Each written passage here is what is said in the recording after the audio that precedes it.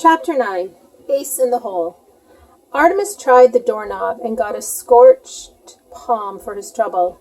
Sealed. The fairy must have blasted it with her weapon. Very astute. One less variable in the equation. It was exactly what he himself would have done. Artemis did not waste any time attempting to force open the door. It was reinforced steel, and he was 12. You didn't have to be a genius to figure it out, even though he was. Instead, the foul heir apparent crossed to the monitor wall and followed developments from there. He knew immediately what the Lep were up to. Send in the troll to secure a cry for help, interpret it as an invitation, and the next thing you know, a brigade of goblin stormtroopers were taking the manor. Clever. And unanticipated. It was the second time he'd underestimated his opponents. One way or another, there wouldn't be a third. As the drama below unfolded on the monitors, Artemis's emotions jumped from terror to pride. Butler had done it, defeated the troll, and without a single plea for aid passing his lips. Watching the display, Artemis appreciated fully, perhaps for the first time, the service provided by the Butler family. Artemis activated the tri-band radio, broadcasting on revolving frequencies. Commander Root, you are monitoring all channels, I presume. For a few moments, nothing but white noise emanated from the micro speakers. Then Artemis heard the sharp click of a mic button. I hear you, human. What can I do for you? Is that the commander? A noise filtered through the black gauze. It sounded like a whinny. No, this is not the commander. This is Foley, the centaur. Is that the kidnapping lowlife human? It took Artemis a moment to process the fact that he'd been insulted. Mr. Foley, you have obviously not studied your psych texts. It is not wise to antagonize the hostage-taker. I may be unstable. May be unstable? There's no may about it. Not that it matters. Soon you'll be no more than a cloud of radioactive molecules. Artemis chuckled. That's where you are mistaken, my quadruped friend. If the biobomb is detonated, I will be long gone from this time stop. It was Foley's turn to chuckle. You're bluffing, human. If there was a way to escape the field, I would have found it. I think you're talking through your... Thankfully, it was at that moment Root took over at the microphone. Fowl, this is Commander Root. What do you want? I would just like to inform you, in spite of your attempted betrayal, I am still willing to negotiate. That troll had nothing to do with me, protested Root. It was done against my wishes. The fact is that it was done, and by the Lep. Whatever trust we had is gone, so here is my ultimatum. You have 30 minutes to send in the gold, or else I will refuse to release Captain Short. Furthermore, I will not take her with me when I leave the time field, leaving her to be disintegrated by the biobomb. Don't be a fool, human. You're deluding yourself. Mud technology is eons behind ours. There is no way to escape the time field. Artemis leaned in close to the mic, smiling his wolfish smile. There's only one way to find out, Root. Are you willing to bet Captain Short's life on your hunch? Root's hesitation was highlighted by the hiss of interference. His reply, when it came, was tinged with just the right note of defeat. No, he sighed, I'm not. You'll have your gold, Fowl. A ton, 24 carat. Artemis smirked. Quite the actor, our Commander Root. 30 minutes, Commander. Count the seconds if your clock's stopped. I'm waiting, but not for long. Artemis terminated the contact, settling back in the swivel chair. It would seem as though the bait had been taken. No doubt the Lep analysts had discovered his accidental invitation. The fairies would pay up because they believed the gold would be theirs again as soon as he was dead, vaporized by the biobomb, which of course he wouldn't be, in theory. Butler put 3 rounds into the doorframe. The door itself was steel and would have sent the Devastator slugs ricocheting straight back at him. But the frame was the original porous stone used to build the manor. It crumbled like chalk. A very basic security flaw, and one that would have to be remedied once this business was over. Master Artemis was waiting calmly in his chair by the monitor bank. Nice work, Butler. Thank you, Artemis. We were in trouble for a moment there. If it hadn't been for the captain... Artemis nodded. Yes, I saw. Healing, one of the fairy arts. I wonder why she did it. I wonder too, said Butler softly. We certainly didn't deserve it. Artemis glanced up sharply. Keep the faith, old friend. The end is in sight. Butler nodded. Even He even attempted a smile, but even though there were plenty of teeth in the grin, there was no heart. In less than an hour, Captain Short will be back with her people, and we will have sufficient funds to relaunch some of our more tasteful enterprises. I know. It's just... Artemis didn't have to ask. He knew exactly what Butler was feeling. The fairy had saved both their lives, and yet he insisted on holding her to ransom. To a man of honor like Butler, this was almost more than he could bear. The negotiations are over. One way or another, she will be returned to her kind. No harm will befall Captain Short. You have my word. And Juliet? Yes? Is there any danger to my sister? No, no danger. The fairies are just going to give us this gold and walk away? Artemis snorted gently. No, not exactly. They're going to biobomb Fowl Manor the second Captain Short is clear. Butler took a breath to speak, but hesitated. Obviously, there was more to the plan. Master Fowl would tell him when he needed to know. So instead of quizzing his employer, he made a simple statement. I trust you, Artemis. Yes, replied the boy, the weight of that trust etched on his brow. I know. Cudgeon was doing what politicians did best, trying to duck responsibility. Your officer helped the humans, he blurted, mustering as much indignation as possible. The entire operation was proceeding exactly as planned until your female attacked our deputy. Deputy?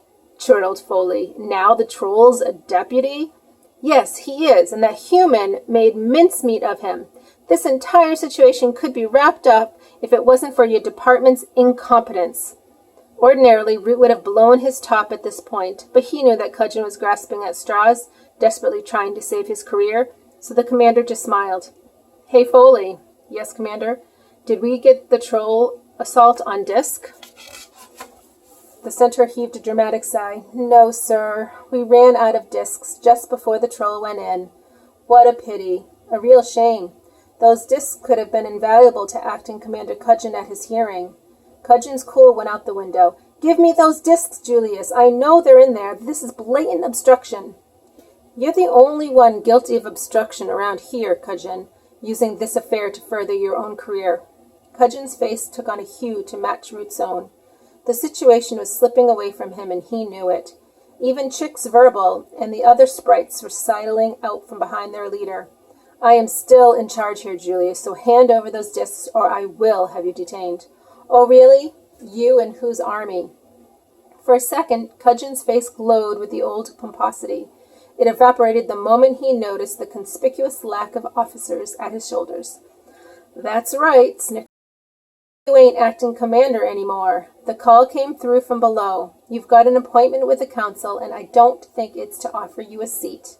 It was probably Foley's grin that drove Cudgeon over the edge. Give me those discs, he roared, pinning Foley to the operations shuttle. Root was tempted to let them wrestle for a while, but now wasn't the time to indulge himself.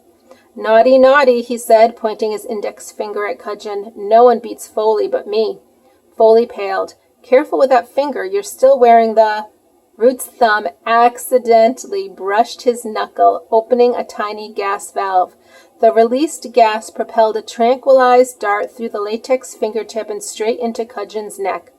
The acting commander's soon-to-be private sank like a stone. Foley rubbed his neck. Nice shot, Commander.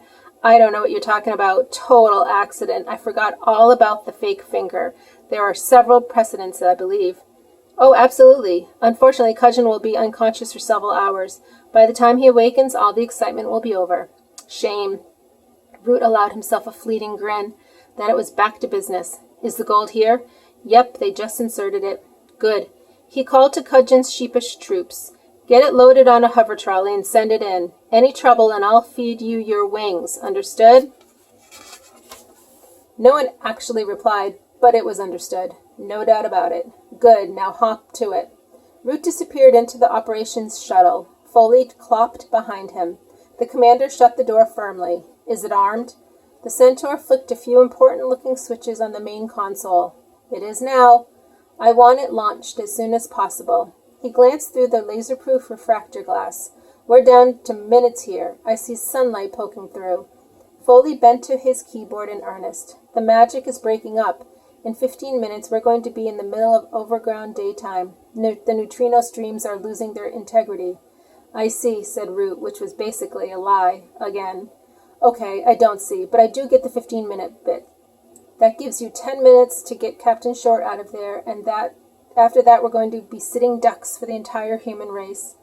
Foley activated yet another camera. This one was linked to the hover trolley.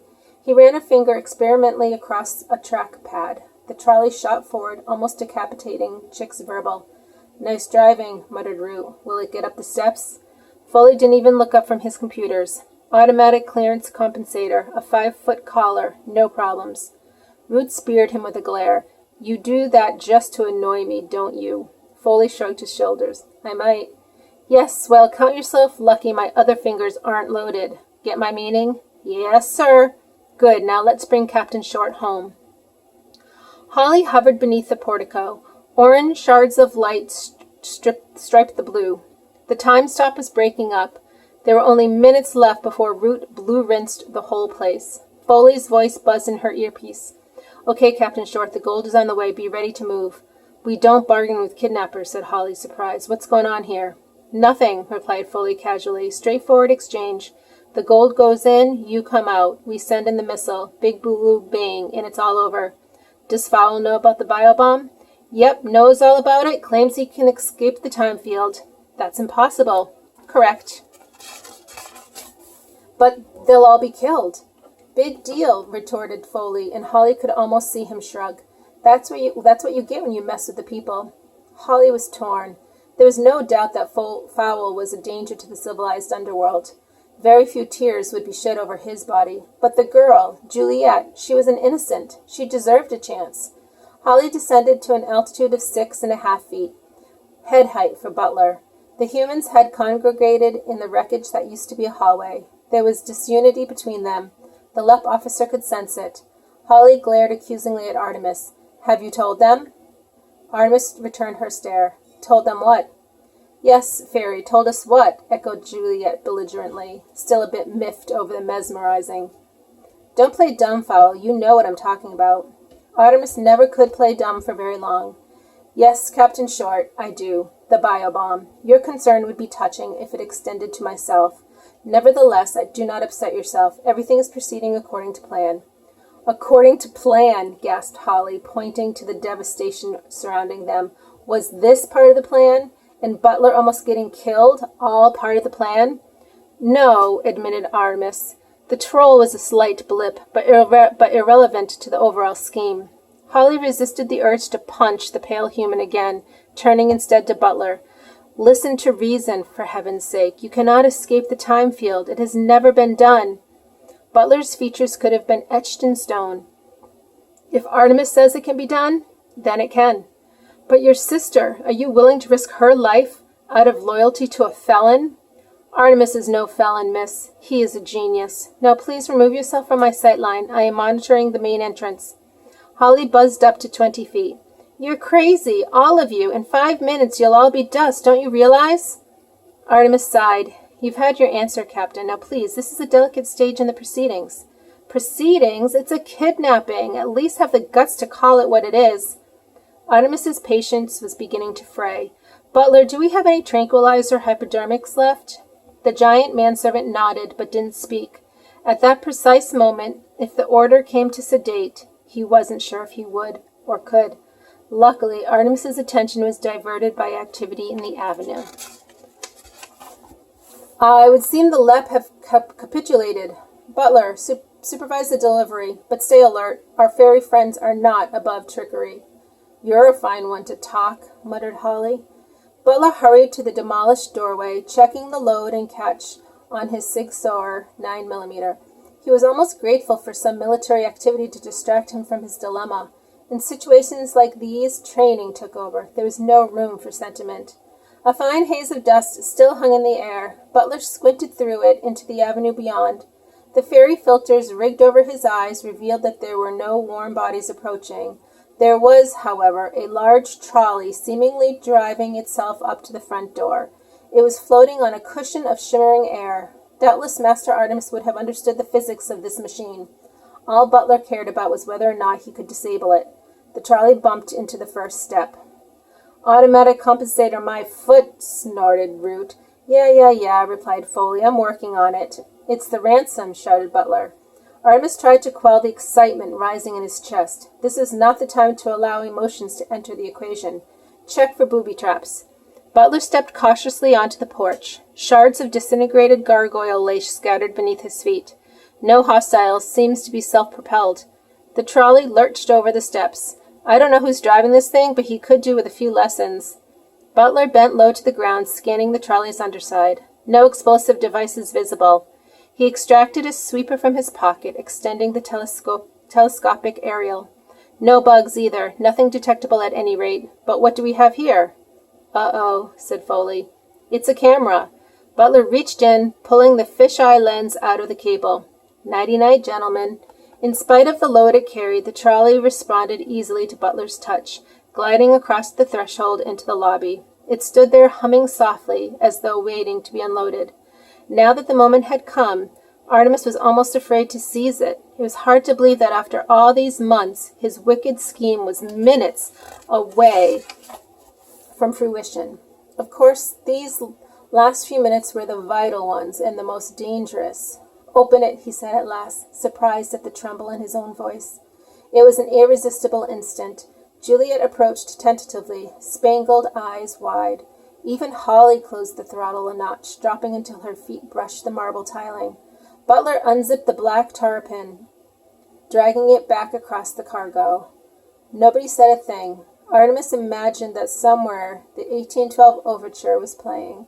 The gold sat there, stacked in shining rows. It seemed to have an aura, a warmth, but also an inherent danger. There were a lot of people willing to die or kill for the unimaginable wealth this gold could bring. Holly was mesmerized. Fairies have an affinity for minerals. They are of the earth. But gold was their favorite. Its luster, its allure. They paid, she breathed. I can't believe it. Neither can I, murmured Artemis. Butler, is it real? Butler hefted a bar from the stack. He dug the tip of a throwing knife into the ingot, gouging out a small sliver. It's real, all right, he said, holding the scraping up to the light. This one, at any rate. Good, very good. Begin unloading it, would you? We'll send the trolley back out with Captain Short. Hearing her name dispelled Holly's gold fever. Artemis, give it up. No human has ever succeeded in keeping fairy gold, and they've been trying for centuries. The Lep will do anything to protect their property. Artemis shook his head, amused. I've told you. Holly took him by the shoulders. You cannot escape, don't you understand? The boy returned her gaze coolly. I can escape, Holly. Look in my eyes and tell me that I can't. So she did.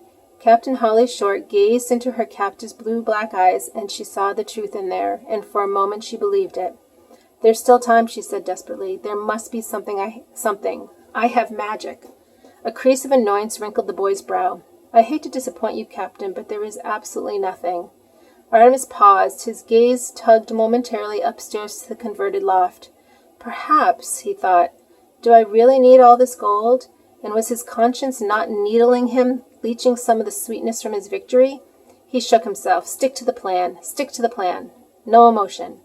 Artemis felt a familiar hand on his shoulder. Everything all right? Yes, Butler. Keep unloading. Get Juliet to help. I need to talk to Captain Short. Are you sure there's nothing wrong? Artemis sighed. No, old friend, I'm not sure, but it's too late now. Butler nodded, returning to his task. Juliet toddled along behind him like a terrier. No, Captain, about your magic. What about it? Holly's eyes were hooded with suspicion. What would I have to do to buy a wish? Holly glanced at the trolley. Well, that depends. What do you have to bargain with? Root was not what you'd call relaxed. Increasingly wide bands of yellow light were poking through the blue. Minutes left. Minutes. His migraine was not helped by the pungent cigar feeding toxins into his system. Have all non-essential personnel been evacuated? Unless they've sneaked back in since the last time you asked me. Not now, Foley. Believe me, now is not the time. Anything from Captain Short? Nope. We lost video after the troll thing. I'd guess the battery is ruptured. We'd better get that helmet off her ASAP or the radiation will fry her brain. That'd be a pity after all this work. Foley returned to his console. A red light began pulsing gently. Wait, motion sensor. We've got activity by the main entrance. Root crossed to the screens. Can you enhance it? No problem. Foley punched in the coordinates, blowing it up 400%. Root sat down on the nearest chair. Am I seeing what I think I'm seeing? You sure are, Foley chuckled. This is even better than the suit of armor. Holly was coming out with the gold. Retrieval was on her in half a second. Let's get you out of the danger zone, Captain, urged a sprite, catching Holly by the elbow. Another ran a rad sensor over her helmet. We've got a power source breach here, Captain. We need you to get your head sprayed immediately. Holly opened her mouth to protest and had it instantly filled with rad suppressant foam. Can't this wait? She spluttered. Sorry, Captain. Time is of the essence. The commander wants a debriefing before we detonate. Holly was rushing toward the mobile ops unit, her feet barely touching the ground. All around her, retrieval cleaners scanned the grounds for any trace of the siege. Techies dismantled the field dishes, making ready to pull the plug. Grunts steered the trolley toward the portal. It was imperative that everything be relocated to a safe distance before the biobomb went in. Root was waiting on the steps. Holly, he blurted. Captain, you made it. Yes, sir. Thank you, sir. And the gold, too. This is a real feather in your cap. Well, not at all, Commander. About half, I think. Root nodded. No matter. We'll have the rest soon enough. Holly wiped rad foam from her brow. I've been thinking about that, sir. Fowl made a mistake. He never ordered me not to re-enter the house, and seeing as he brought me in there in the first place, the invitation still stands. I could go in and mind-wipe the occupants. We could hide the gold in the walls and do another time stop tomorrow night. No, Captain. But, sir, Root's features regained whatever tension they'd lost. No, Captain. The Council is not about to hold off for some kidnapping mudman. It's just not going to happen. I have my orders, and believe me, they're written in stone. Holly trailed Root into the mobile. But the girl, sir, she's an innocent. Casualty of war. She threw her lot in with the wrong side. Nothing can be done for her now. Holly was incredulous. A casualty of war? How can you say that? A life is a life. Root spun sharply, grasping her by the shoulders. You did what you could, Holly, he said. No one could have done more. You even retrieved most of the ransom. You're suffering from what humans call Stockholm Syndrome. You have bonded with your captors. Don't worry, it will pass. But those people in there, they know about us. Nothing can save them now. Foley looked up from his calculations. Not true, technically. Welcome back, by the way. Holly couldn't even spare a second to return the greeting. What do you mean, not true? I'm fine, seeing as you asked. Foley, shouted Root and Holly in unison.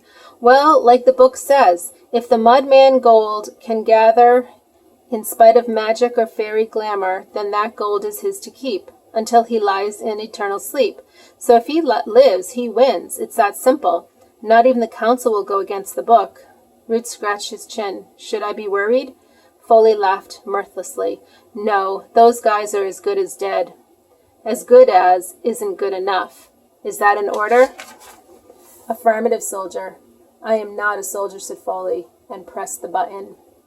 Butler was more than a little surprised. You gave it back?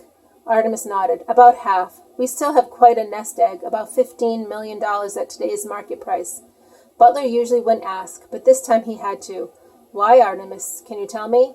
I suppose so, the boy smiled.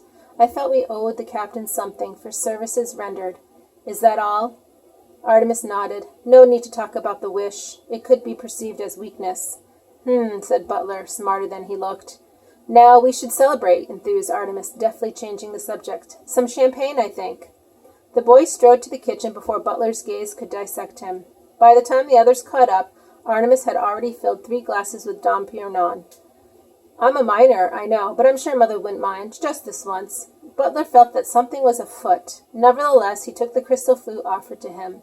Juliet looked at her big brother. Is this okay? I suppose so, he took a breath. You know I love you, don't you, sis? Juliet scowled, something else that the local louts found very endearing. She smacked her brother on the shoulder. You're so emotional for a bodyguard. Butler looked his employer straight in the eye. You want us to drink this, don't you, Artemis? Artemis met his gaze squarely. Yes, Butler, I do. Without another word, Butler drained his glass. Juliet followed suit. The manservant tasted the tranquilizer immediately, and although he would have had ample time to snap Artemis Fowl's neck, he didn't. No need for Juliet to be distressed in her final moments. Artemis watched his friends sink to the floor, a pity to deceive them. But if they had been alerted to the plan, their anxiety could have counteracted the sedative. He gazed at the bubbles swirling in his own glass. Time for the most audacious step in this scheme. With only the barest hint of hesitation, he swallowed the tranquilizer-laced champagne. Artemis waited calmly for the drug to take hold of his system. He didn't have to wait long, since each dose had been calculated according to body weight. As his thoughts began to swirl, it occurred to him that he might never awaken again. It's a bit late for doubts, he chided himself, and sank into unconsciousness.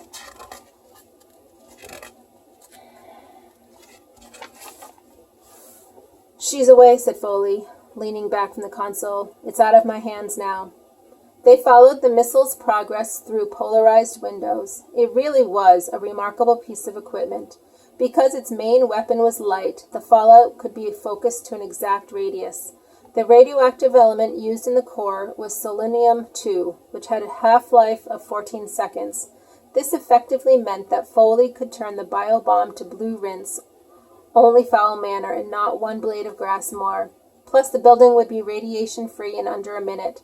In the event that a few selenium flares refused to be focused, they would be contained by the time field. Murder made easy. "The flight path is pre-programmed," explained Foley, though no one was paying a blind bit of attention. "She'll sail into the lobby and detonate. The casing and firing mechanisms are plastic alloy and will completely disintegrate, clean as a whistle." Root and Holly followed the bomb's arc. As predicted, it swooped through the decimated doorway without knocking so much as a sliver of stone from the medieval walls. Holly switched her attention to the missile's nose clamp. For a moment she caught a glimpse of the grand hallway where she had, until recently, been a prisoner. It was empty, not a human in sight. Maybe, she thought, just maybe. Then she looked at Foley and the technology at his fingertips, and she realized that the humans were as good as dead. The biobomb detonated. A blue orb of condensed light crackled and spread, filling every corner of the manor with its deadly rays. Flowers withered, insects shriveled, and fish died in their tanks. Not 1 cubic millimeter was spared. Artemis Fowl and his cohorts could not have escaped. It was impossible. Holly sighed, turning away from the already dwindling blue rinse. For all his grand designs, Artemis had been a mere mortal in the end, and for some reason she mourned his passing. Root was more pragmatic. "Okay, suit up, full blackout gear." "It's perfectly safe," said Foley. "Didn't you ever listen in school?" The commander snorted. "I trust science about as far as I could throw you, Foley. Radiation has a habit of hanging around when certain scientists have assured us it would have dissipated. No one steps outside the unit without blackout gear, so that counts you out, Foley. Only bipedal suits. Anyway, I want you on monitors, just in case." "In case of what?" wondered Foley, but he didn't comment. Save it for an "I told you so" later. Root turned to Holly. "Are you ready, Captain?" Going back in, the idea of identifying 3 cadavers didn't appeal to Holly, but she knew it was her duty. She was the only one with first-hand knowledge of the interior. "Yes, sir. On my way." Holly selected a blackout suit from the rack, pulling it on over her jumpsuit. As per training, she checked the gauge before tugging the vulcanized cowl. A dip in pressure would indicate a rip, which could prove fatal in the long term. Root lined up the insertion team at the perimeter. The remains of Retrieval 1 were about as eager to insert themselves into the manor as they would be to juggle Atlantean stink balloons. "You're certain the big one is gone?" "Yes, Captain Kelp, he's gone, one way or another." Trouble wasn't convinced. "Because that's one mean human. I think he has magic of his own." Corporal Grubb giggled and got an immediate clip on the ear for himself. He muttered something about telling Mommy and quickly strapped on his helmet. Root felt his complexion redden. "Let's move out. Your mission is to locate and recover the bullion. Watch for booby traps. I didn't trust Fowl when he's alive, and I definitely don't trust him now that he's dead." The words "booby traps" got everyone's attention. The idea of a bouncing Betty anti-personnel mine exploding at head height was enough to dispel any nonchalance in the troops. No one built weapons of cruelty like the Mudmen. As the junior recon officer, Holly was on point, and even though there weren't supposed to be any hostiles in the manor, she found her gun hand automatically straying to the Neutrino 2000. The mansion was eerily quiet, with only the fizzle of the last few selenium flares to alleviate the stillness. Death was there, too, in the silence. The manor was a cradle of death. Holly could smell it. Behind those medieval walls lay the bodies of 1,000,000 insects, and under its floors the cooling corpses of spiders and mice. They approached the doorway tentatively. Holly swept the area with an X-ray scanner. Nothing under the flagstone but dirt and a nest of dead money spiders. "Clear," she said into her microphone. "I'm going in. Foley, have you got your ears on?" "I'm right there with you, darlin'," replied the centaur, "unless you step on a landmine, in which case I'm way back in the operation room. Are you getting any thermals?" "Not after a blue rinse. We have residual heat signatures all over the place. Mostly selenium flares. It won't calm down for a couple of days. But no radiation, right?" "That's right." Root snorted in disbelief. Over the headsets it sounded like an elephant sneezing. "It looks like we're going to have to sweep this house the old-fashioned way," he grumbled. "Make it quick," advised Foley. "I give it 5 minutes tops before Fowl Manor rejoins the world at large." Holly stepped through what used to be the doorway. The chandelier swung gently from the concussive force of the missile's detonation, but otherwise everything was as she remembered it. "The gold is downstairs, in my cell." Nobody answered, not in words. Someone did manage a retch. Right into the microphone. Holly spun around. Trouble was doubled over, clutching his stomach. "I don't feel so good," he groaned, a tad unnecessarily considering the pool of vomit all over his boots. Corporal Grubb took a breath, possibly to utter a sentence containing the word "mommy." What came out was a jet of concentrated bile. Unfortunately, Grubb didn't have the opportunity to open his visor before the illness struck. It was not a pretty sight. "Ugh," said Holly, pressing the corporal's visor release button. A tsunami of regurgitated rations flooded over Grubb's blackout suit. "Oh, for heaven's sake," muttered Root, elbowing past the brothers. He didn't get very far. One step over the threshold and he was throwing up with the rest of them. Holly pointed her helmet cam at the stricken officers. "What the hell is going on here, Foley?" "I'm searching. Hold on." Holly could hear computer keys being punched furiously. "Okay, sudden vomiting, spatial nausea." "Oh, no." "What?" asked Holly, but she already knew. Maybe she always had. "It's the magic," blurted Foley, words barely decipherable in his excitement. "They can't enter the house until Fowl is dead. It's like an extreme allergic reaction. That means, unbelievably, that means—" "They made it," completed Holly. "He's alive. Artemis Fowl is alive." "Darvit," groaned Root, and heaved another quart of vomit onto the terracotta tiles. Holly went on alone. She had to see for herself. If Fowl's corpse was here, it would be with the gold. Of that she was certain. The same family portraits glared down at her, but now they seemed smug rather than austere. Holly was tempted to lose a few blasts into them from the Neutrino 2000, but that would be against the rules. If Artemis Fowl had beaten them, then that was it. There would be no recriminations. She descended the stairway to her cell. The door was still swinging slightly from the biobomb concussion. A selenium flare ricocheted around the room like a trapped bolt of blue lightning. Holly stepped inside, half afraid of what she might or might not see. There was nothing dead at any rate, just gold, 200 ingots approximately, piled on the mattress of her cot. Nice, neat military rows. Good old Butler, the only human ever to take on a troll and win. "Commander, are you receiving?" "Over." "Affirmative, Captain. Body count?" "Negative on the body, sir. I found the rest of the ransom." There was a long silence. "Leave it, Holly. You know the rules. We're pulling out." "But, sir, there must be a way." Foley broke in on the conversation.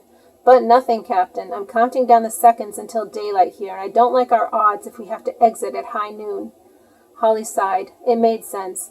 The people could choose their exit time as long as they left before the field disintegrated. It just galled her to think they'd been beaten by a human, an adolescent human at that.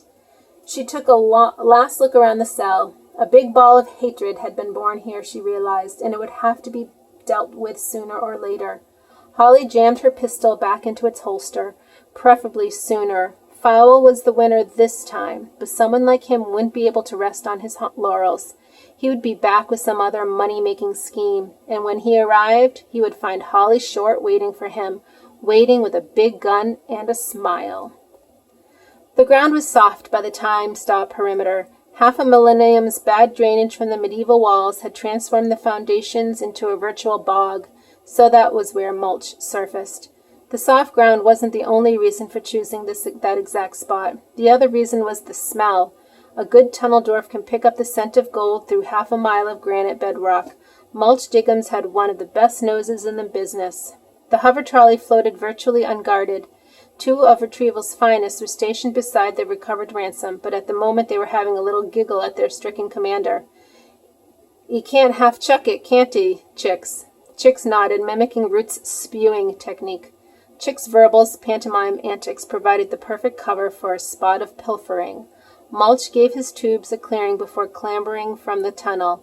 The last thing he needed was for a sudden burst of gas to alert the lep to his presence. He needn't have worried. He could have slapped Chick's verbal in the face with a wet stink worm, and the sprite wouldn't have noticed. In a matter of seconds, he had transferred 24 ingots into the tunnel. It was the easiest job he had ever pulled. Mulch had to stifle a giggle as he dropped the last 2 bars down the hole. Juliet had really done him a favor, getting him involved in this whole affair. Things couldn't have worked out much better. He was free as a bird, rich, and best of all, presumed dead. By the time the Lep realized that the gold was missing, Mulch Diggums would be half a continent away, if they realized at all.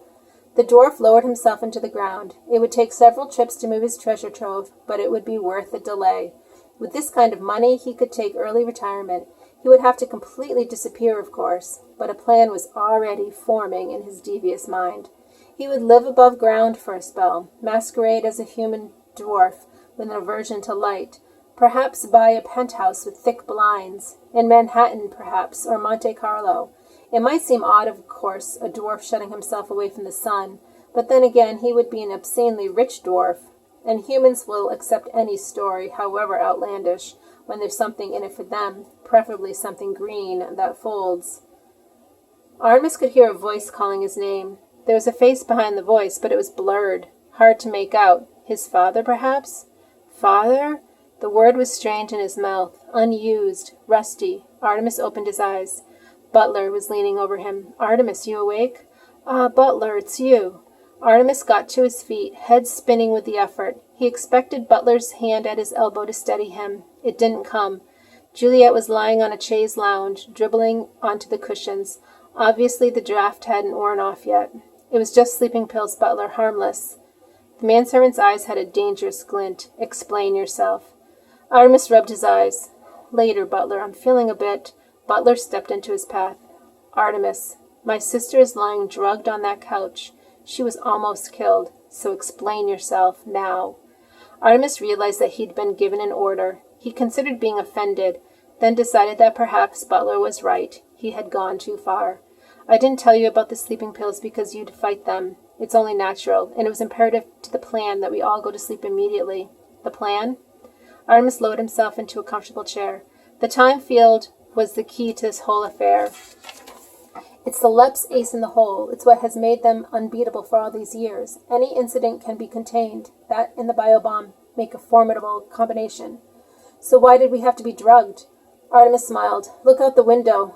Don't you see? They're gone. It's over." Butler glanced through the net curtains. The light was bright and clear, not a hint of blue. Nevertheless, the manservant was unimpressed. "They're gone for now. They'll be back tonight, I guarantee it." "No, that's against the rules. We beat them. That's it. Game over." Butler raised an eyebrow. "The sleeping pills, Artemis?" "Not to be distracted, I see." Butler's answer was an implacable silence. "The sleeping pills. Very well. I had to think of a way to escape the time field. I trawled through the book, but there was nothing, not a clue. The people themselves have not yet developed a way. So I went back to their Old Testament, back when their lives and ours were intertwined. You know the stories, elves that made shoes during the night, sprites that cleaned houses, back when we coexisted to a certain extent. Magical flavors in exchange for their fairy forts. The big one, of course, was Santa Claus." Butler's eyebrows nearly jumped off the front of his face. "Santa Claus?" Artemis raised his palms. I know. I was a tad skeptical myself, but apparently our little corporate image Santa Claus is not descended from a Turkish saint. He is a shadow of Santa Claus, the third king of the Frond Elfin dynasty. He is known as San the Deluded. Not a great title as titles go. Admittedly, Declaws thought that the greed of the mud people in his kingdom could be assuaged by distributing lavish gifts. He would marshal all the great wizards once a year and have them throw up a great time stop over vast regions. Flocks of sprites would be sent out to deliver the presents while the humans were asleep. Of course, it didn't work. Human greed can never be assuaged, especially not by gifts. Butler frowned. What if the humans, what if we had woken up? Ah, yes. Excellent question. The heart of the matter. We wouldn't wake up. That is the nature of the time stop. Whatever your state of consciousness going in, that's how you stay. You can neither wake up nor fall asleep. You must have noticed the fatigue in your bones these last few hours, yet your mind would not let you sleep. Butler nodded. Things were getting clearer, in a roundabout sort of way. So my theory was that the only way to escape the time field was to simply fall asleep. Our own consciousness was all that kept us imprisoned. You risked an awful lot in a theory, Artemis. Not just a theory. We did have a test subject. Who? Ah, Angeline. Yes, my mother. Because of her narcotic-induced slumber, she moved with the natural order of time, unhindered by the time field. If she had not, I would have simply surrendered to the LEP and submitted to their mind wipe. Butler snorted. He doubted it. So, because we could not fall asleep naturally, I simply administered us all a dose of mother's pills. Simple. You cut it pretty fine, though. Another minute. Agreed, the boy nodded. Things were tense there at the end. It was necessary in order to double bluff the LEP. He paused so that Butler could process the information. Well, am I forgiven? Butler sighed. On the chaise lounge, Juliet snored like a drunken sailor. He smiled suddenly. Yes, Artemis, all is forgiven. Just one thing. Yes? Never again. Fairies are too human. You're right, said Artemis, the crow's feet deepening around his eyes. Never again. We shall restrict ourselves to more tasteful ventures in the future. Legal, I can't promise. Butler nodded. It was close enough. Now, young master, shouldn't we check on your mother? Artemis grew paler, if that were possible. Could the captain have revenged on her promise? She would certainly be entitled to. Yes, I suppose we should. Let Juliet rest. She's earned it. He cast his eyes upward, along the stairs. It had been too much to hope for that he could trust the fairy. After all, he had held her captive against her will. He berated himself silently. Imagine parting with all those millions for the promise of a wish. Oh, the gullibility. Then the loft door opened. Butler drew his weapon instantly. Artemis, behind me, intruders. The boy waved him away. No, Butler, I don't think so. His heart pounded in his ears. Blood pulsed in his fingertips. Could it be? Could it possibly be? A figure appeared on the stairs, wraith-like in a toweled robe, her hair wet from the shower. Artie, she called. Artie, are you there? Artemis wanted to answer. He wanted to race up the grand stairway, arms outstretched, but he couldn't. His cerebral functions had deserted him. Angeline Fowl descended, one hand resting lightly on the banister. Artemis had forgotten how graceful his mother was. Her bare feet skipped over the carpeted steps, and soon she was standing before him. Morning, darling, she said brightly, as though it were just another day. Mother, stammered Artemis. Well, give me a hug. Artemis stepped into his mother's embrace. It was warm and strong. She was wearing perfume. He felt like the boy he was. I'm sorry, Artie, she whispered into his ear. Sorry for what? For everything. For the last few months, I haven't been myself, but things are going to change. Time to stop living in the past. Artemis felt a tear on his cheek. He wasn't sure whose tear it was. Oh, and I don't have a present for you. A present? Said Artemis. Of course, saying his mother, spinning him around. Don't you know what day it is? Day? It's Christmas Day, you silly boy. Christmas Day. Presents are traditional, are they not? Yes, thought Artemis. Traditional. Santa Claus. And look at this place. Drab as a mausoleum. Butler? The manservant hurriedly pocketed his Sig Sauer. Yes, ma'am? Get on the phone to Brown Thomas. The platinum set number. Reopen my account. Tell Helene I want a Yuletide makeover. The works. Yes, ma'am. The works. Oh, and wake up Juliet. I want my things moved into the main bedroom. The attic is far too dusty. Yes, ma'am. Right away, ma'am. Angeline Fowl linked her son's arm. Now, Artie, I want to know everything. First of all, what happened here? Remodeling, said Artemis. The old doorway was riddled with damp. Angeline frowned, completely unconvinced. I see. And how about school? Have you decided on a career? While his mouth answered these everyday questions, Artemis's mind was in turmoil. He was a boy again. His life was going to change utterly. His plans would have to be much more devious than usual if they were to escape his mother's attention. But it would be worth it. Angeline Fowl was wrong. She had brought him a Christmas present. Epilogue. Now that you have reviewed the case file, you must realize what a dangerous creature this Fowl is. There is a tendency to romanticize Artemis, to attribute to him qualities that he does not possess. The fact that he used his wish to heal his mother is not a sign of affection. He did it simply because the social services were already investigating his case, and it was only a matter of time before he was put into care. He kept the existence of the people quiet, only so that he could continue to exploit them over the years, which he did on several occasions.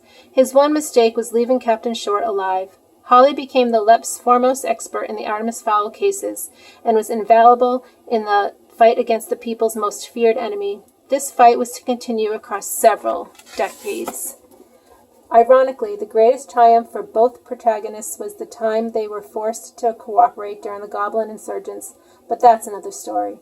Report compiled by Dr. J. Aragon, B. Psych, for the LEP Academy files. Details are 94% accurate, 6% unavoidable extrapolation.